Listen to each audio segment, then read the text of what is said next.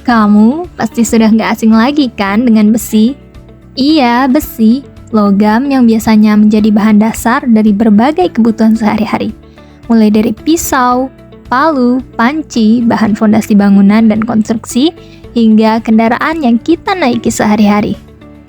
Apa kalian tahu, baja yang terkenal kuat itu juga berasal dari besi loh? Wah, jadi sebenarnya besi itu apa sih? Sini, kita cari tahu lebih banyak tentang besi, hingga bagaimana besi bisa menjadi bahan dasar yang sangat penting dalam kehidupan manusia. Tapi sebelum itu, kita pahami terlebih dahulu tentang biji dan mineral ya.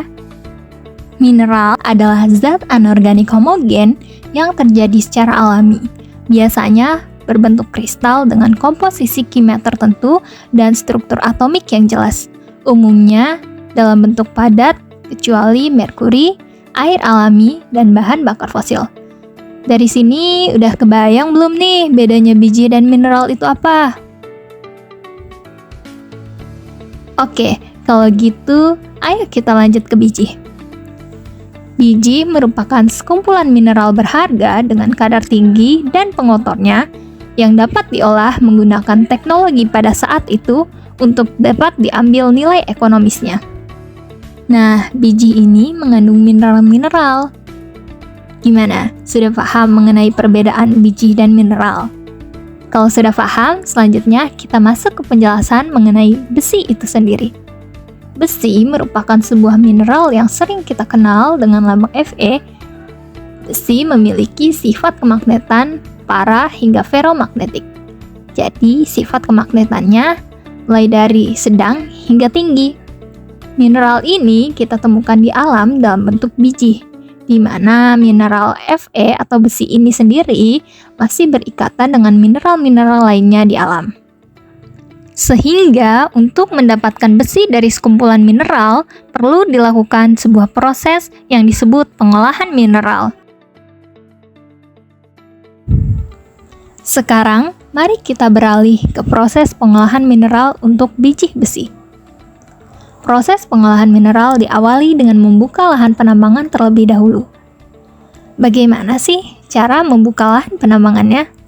Untuk melakukan proses underground mining, maka area penambangan terbuka dibor terlebih dahulu untuk diledakkan dengan mengisikan bahan peledak ke dalam lubang yang sudah dibor.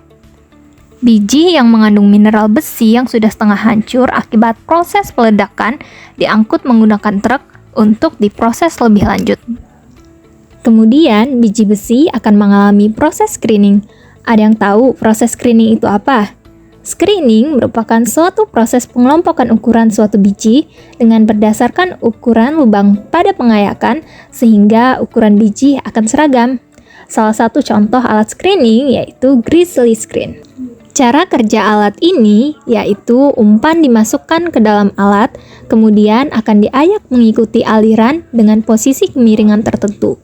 Biji yang ukurannya lebih besar dari lubang ayakan akan diumpankan ke primary crusher, sedangkan biji yang lolos dari lubang ayakan akan diumpankan ke proses berikutnya. Pada tahapan pengolahan biji besi, biji yang berasal dari run of mine berukuran 20 hingga 1000 mm. Biji tersebut akan diayak dengan menggunakan grizzly screen. Alat ini mempunyai ukuran lubang ayak sekitar 3 hingga 50 mm dengan ukuran ayakan sebesar 3700 hingga 1200 mm. Setelah melalui proses screening, biji yang tidak lolos akan diarahkan ke primary crusher. Apa sih primary crusher itu? Jadi, crusher itu terbagi menjadi 3 bagian, yaitu primary crusher, secondary crusher, dan tertiary crusher. Primary crusher merupakan alat yang digunakan pada tahap pertama proses crushing, di mana umpan yang digunakan biasanya berasal dari hasil peledakan dengan ukuran yang relatif besar, sekitar 100 cm. Dengan hasil produk yang dihasilkan adalah 8 hingga 6 inci. Kemudian, alat yang biasa digunakan pada proses ini adalah jaw crusher dan giratory crusher. Selanjutnya adalah secondary crusher. Secondary crusher adalah alat yang digunakan pada tahapan penghancuran kelanjutan dari primary crusher. Ukuran umpannya berkisar antara 8 hingga 6 inci, dengan ukuran produk berukuran 3 hingga 2 inci. Alat yang biasa digunakan adalah cone crusher dan roll crusher. Selanjutnya adalah tertiary crusher. Tertiary crusher adalah alat yang berguna untuk meremukkan lebih lanjut, yakni kelanjutan dari secondary crusher. Umpan yang biasanya digunakan adalah material yang tidak lolos ayakan dengan ukuran 1/2 hingga 3/8 inci. Hasil dari tertiary crusher akan lebih efektif apabila ingin dilakukan proses grinding. Alat yang digunakan pada proses tertiary crusher biasanya adalah cone crusher, roll crusher, dan hammer crusher. Oke, kembali lagi ke pembahasan awal. Tadi sudah disebutkan bahwa biji yang sudah mengalami proses screening akan dilanjutkan ke mesin permukaan, yakni jaw crusher. Nah, biji besi yang telah dihancurkan dengan mesin jaw crusher kemudian akan keluar dari bagian bawah mesin jaw crusher, di mana batu-batu yang telah dihancurkan tersebut kemudian akan dibawa menggunakan belt conveyor agar dapat dipindahkan ke mesin revolving screen untuk disortir lebih lanjut. Kemudian, biji besi yang telah dihancurkan menggunakan jaw crusher akan dikirimkan ke secondary crushing plant menggunakan belt conveyor. Di secondary crushing plant, biji besi yang melewati revolving screen akan dibagi menjadi 2 kelompok sesuai dengan ukurannya. Pada tahap ini, biji yang berasal dari revolving screen berukuran 80 hingga 235 mm akan direduksi dengan menggunakan cone crusher. Alat ini mempunyai feed opening sekitar 100 mm dan minimum discharge size sekitar 13 mm. Setelah melalui cone crusher, biji yang mengandung mineral besi akan di-screening kembali menggunakan revolving screen. Biji yang lolos screening akan lanjut ke proses selanjutnya, yakni proses tertiary crushing. Pada tahap ini, biji besi akan direduksi kembali menggunakan cone crusher untuk mencapai ukuran yang dibutuhkan pada proses berikutnya.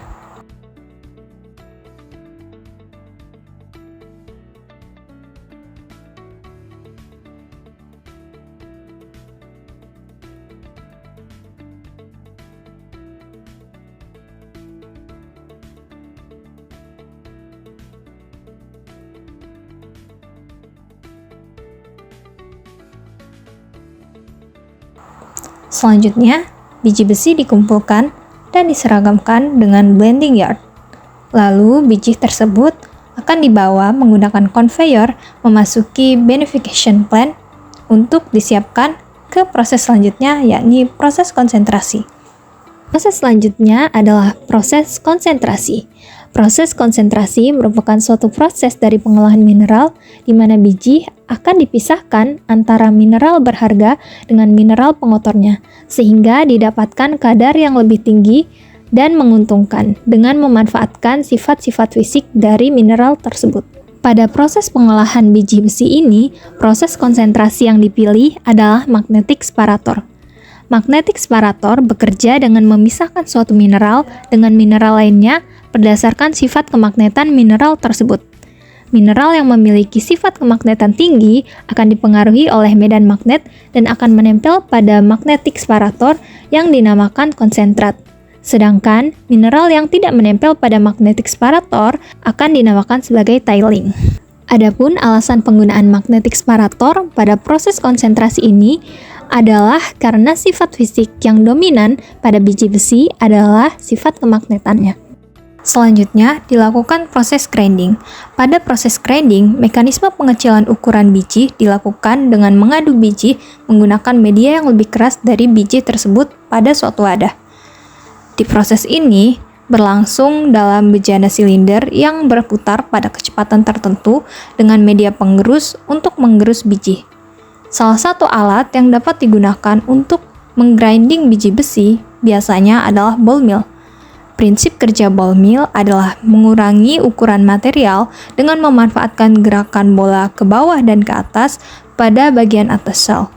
Jadi, silinder ball mill akan berputar pada porosnya sehingga bola pada bagian dalam ball mill akan menggerus biji-biji besi yang berada di dalam silinder ball mill.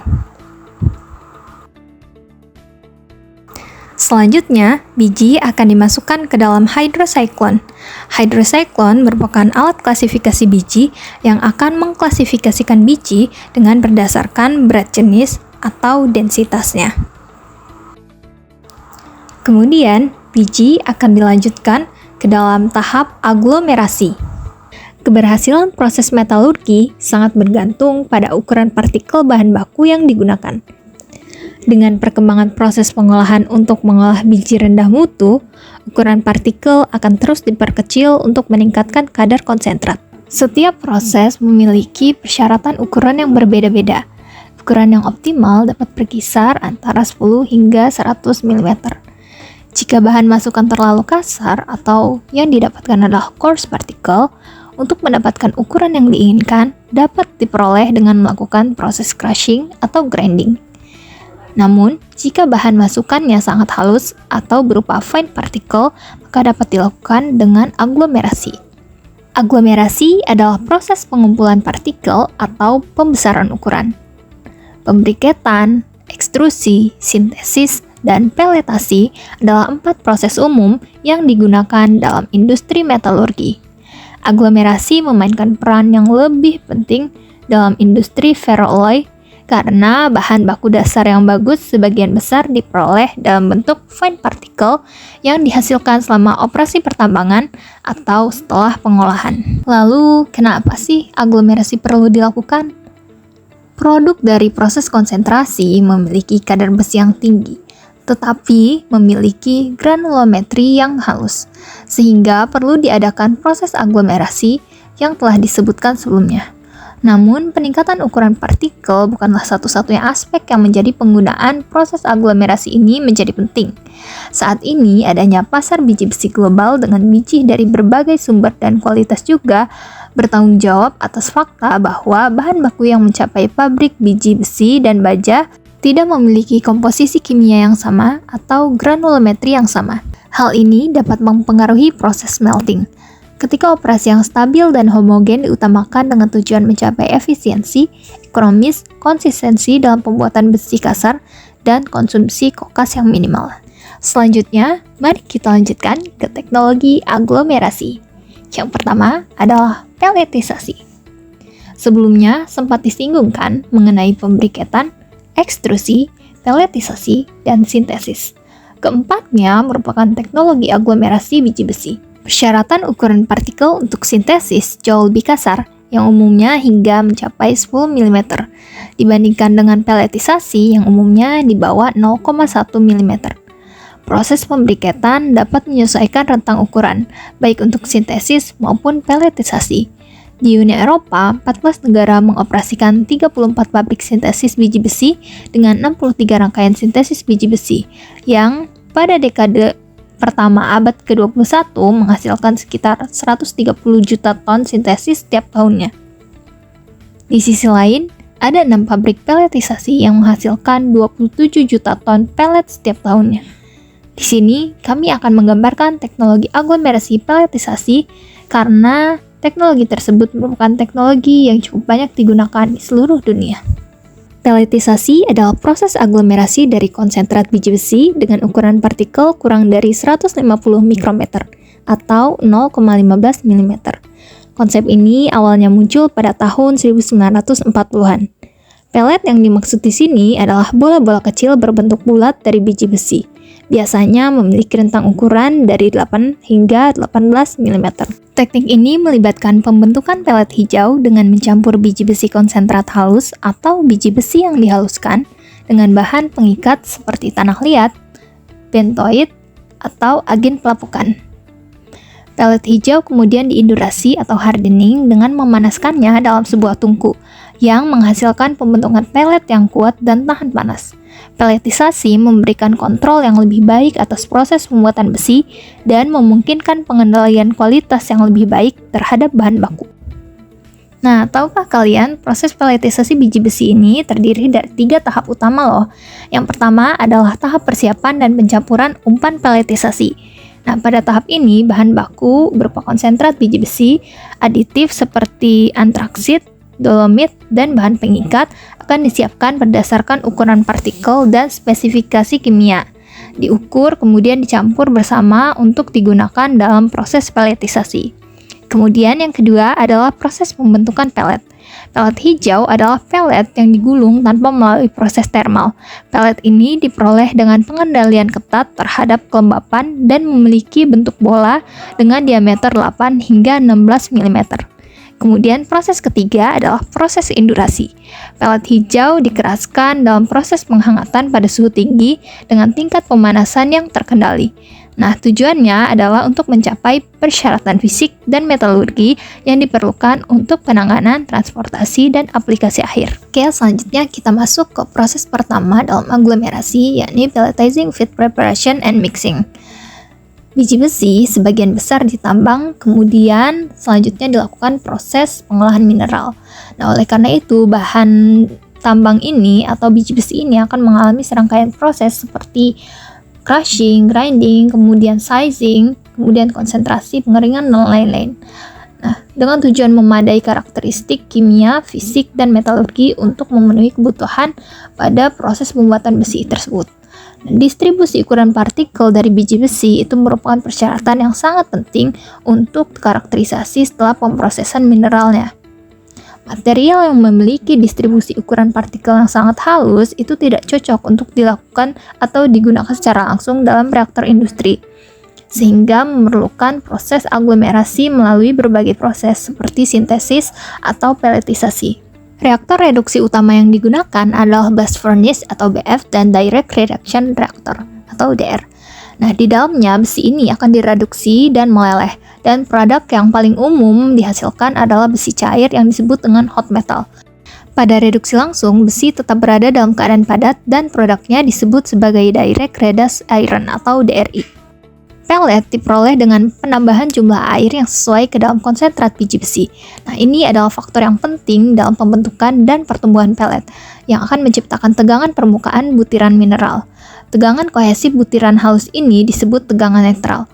Namun, tegangan netral tidak cukup untuk menjaga butiran yang bersatu sepadat mineral besi.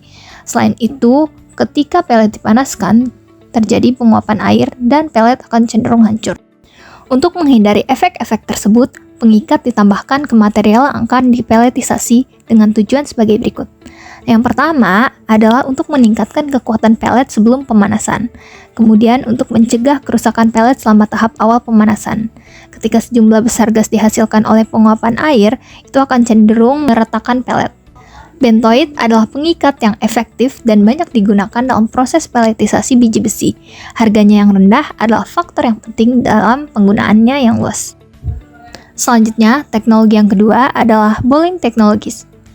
Piringan peletisasi pada dasarnya terdiri dari wadah dengan dinding perifer yang akan berputar dengan kemiringan tertentu terhadap arah horizontal. Secara umum, pada piringan peletisasi, sudut kemiringannya dapat diatur antara 40 hingga 60 derajat. Ketika piringan tersebut berputar, bahan umpan akan dimasukkan ke dalam piringan, di mana dia akan berkontak dengan air dari semprotan. Nah, kemudian memulailah tahap nukleasi. Nah, pada tahap ini, inti atau nukleatnya mulai membentuk pelet kecil. Nah, ketika biji yang ditambahkan bergabung ke permukaan pelet, ukuran mereka akan meningkat dan koefisien gesekannya akan berkurang. Hal ini akan menyebabkan pelet memperoleh gaya sentrifugal yang membawa mereka keluar dari zona nukleasi. Gerakan ini akan membawa pelet ke bagian atas piringan, mengikuti lintasan setengah lingkaran sebelum kembali ke dasar piringan. Piringan peletisasi bekerja dalam sirkuit tertutup dengan langkah penyaringan, di mana pelet yang lebih kecil dari 8 mm atau lebih besar dari 16 mm akan dipisahkan dan bahan tersebut akan dikembalikan ke proses pembentukan bola. Selanjutnya, teknologi yang ketiga adalah induration technologies. Penggunaan akhir pelet biji besi dalam reaktor pembuatan besi memerlukan sifat mekanik yang minimum. Pelet harus dapat menahan guncangan dan jatuh selama transportasi, dan juga pembebanan mekanik di dalam reaktor akibat berat muatan. Untuk meningkatkan kekuatan mekaniknya, pelet hijau akan dikenai perlakuan termal dalam proses indurasi. Pelet akan mengalami tahap pengeringan, pembakaran, dan pendinginan. Pertama, air dalam bentuk kelembapan akan dihilangkan dari pelet dalam tahap pengeringan. Dalam proses industri, suhu maksimum yang tercapai dalam fase padat selama tahap pengeringan adalah sekitar 300 derajat Celcius. Setelah pengeringan, pelet mengalami tahap pembakaran di mana suhunya dapat mencapai 1350 derajat Celcius. Dalam tahap-tahap ini terjadi pemanggangan pada semua komponen pelet. Proses ini akan membebaskan air dan CO2 yang terikat secara kimia. Selain itu, terjadi juga penyintaran butiran biji yang akan menghasilkan pengembangan kekuatan mekanik.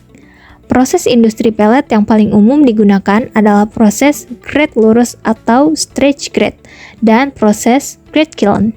Nah, teman-teman, demikianlah proses pengolahan biji besi hingga tahap peletisasinya. Jadi gimana sob? Ternyata untuk menjadi kuat butuh perjuangan yang panjang ya. Sekian cerita reduksi biji besi dari kelompok 3. Semoga bermanfaat untuk kita semua. Sampai jumpa lagi.